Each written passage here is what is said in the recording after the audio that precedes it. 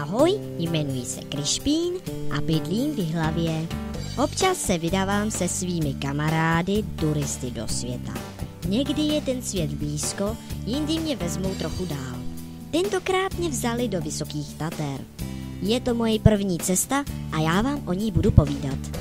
Jeli jsme autobusem dlouho. Už mě to nebavilo, když jsme přijeli do Lučivné na Slovensku v Prešovském kraji. Ubytovali jsme se v krásném hotelu Končistá. I okolí hotelu bylo moc hezké. Jezírko Slekníny, hřiště na minigolf a ty výhledy na vysoké hory. Druhý den ráno mě posadili zase do autobusu. Obdivoval jsem krajinu, která se za oknem míhala před očima. Je jinačí než u nás na Vysočině. Ty kopečky jsou trochu vyšší. Jeli jsme do Vysokých Tater. Cesta netrvala dlouho a zastavili jsme na parkovišti. Necelé 4 kilometry od Popradského plesa. Dál už se muselo pěšky po turistické stezce k Popradskému plesu.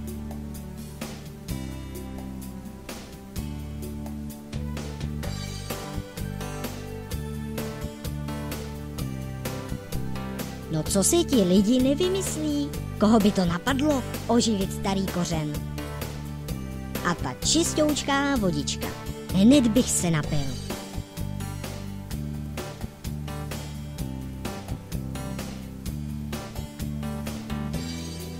Ale rozhledy, no ty mám úžasné.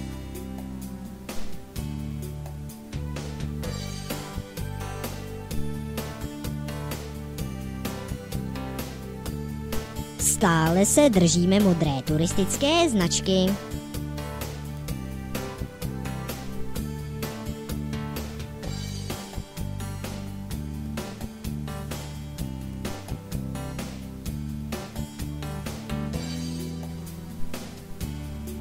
Tudy to vede na nějaký cintorín. Vysvětlili mi, že je to symbolický hřbitov obětí Vysokých Tater. Na hřbitov se mi teda moc nechce. Ale přece mě sem dostali. Je dobře, že si připomínají oběti Vysokých Tater. Pozor, ať taky nejsem oběť. Snad mě někdo sundá. Nerad bych tu zůstal. Že je to ale nádhera. Nyní už jsme před Popradským plesem.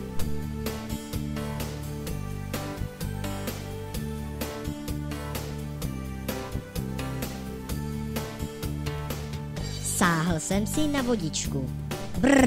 Je studená jako led. Taky je prý z ledovce. Přečetl jsem si, že Popradské pleso je ledovce jezero v Mengusové dolině. Je 380 metrů dlouhé a 248 metrů široké. Leží v nadmořské výšce 1494 metrů.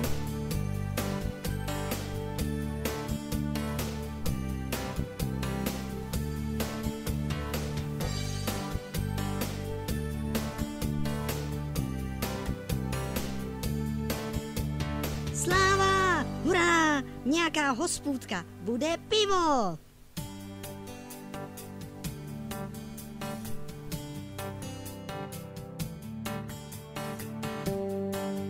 Pivo mi nechtěli dát. Prý jsem malej, stačí kafe a na to malej nejsem. Taky jsem tu potkal kámošku. Mávala na mě od vedlejšího stolu. Nedostala ani to kafe. Odtud pozorujeme turisty, kteří zdolávají serpentíny ostrovy. Jsou to vůbec ještě turisti nebo už horolezci? Je to šílený kopec. Jeho vrchol je 1984 metrů nad mořem. Ti lidičkové tam nejsou skoro vidět ani při přiblížení fotoaparátem.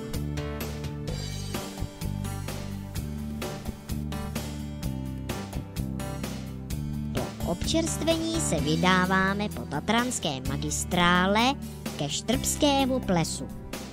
Jdeme kamenitou cestou plnou turistů.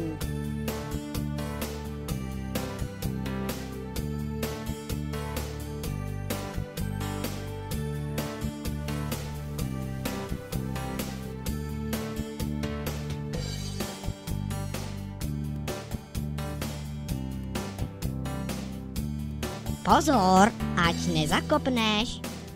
Musíme si hlídat kroky, přesto si vychutnáváme nádherné výhledy.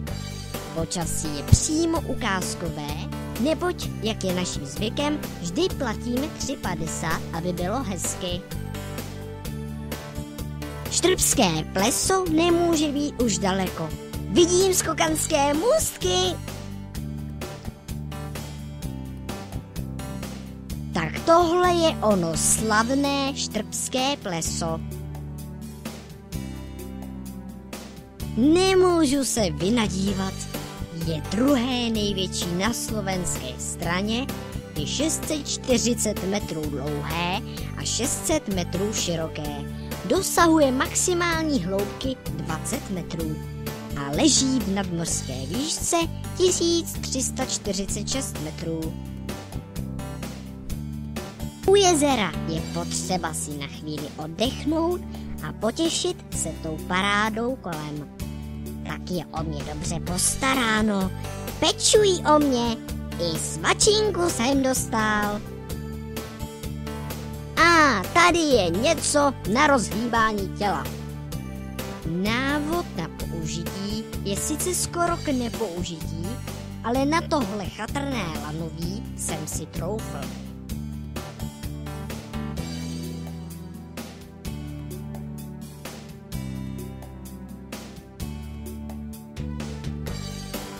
Je to asi zajímavý obrázek, no v mapách se ještě nevyznám. Moji turisté ale ano. Došli jsme k sportovnímu středisku pro severské lyžařské disciplíny. V lyžařském areálu FIS jsem si všechno prohlídl a unavený se posadil na podivnou lavičku. Trochu jsem se bál, ale to už mě hnali do autobusu, kterým jsme zase jeli dál. Už jsem říkal, že jsem se na té túře po Tatrách unavil. Ono těch 12 kilometrů po krkolomných cestách nahoru a dolů s očima stále na šťopkách, aby všechno viděl, to dá člověku počkat kocourovi pořádně zabrat.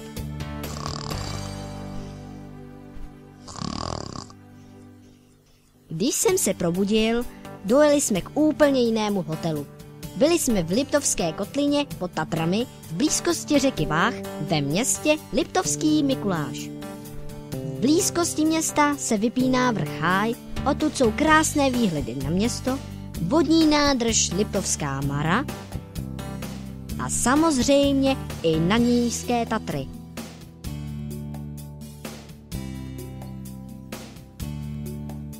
To vše mi povídali, protože jsem všechno prospal.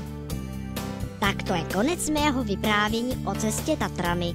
Dlouho budu na tak pěkný výlet s mnoha zážitky vzpomínat. Tak ahoj, zase někdy.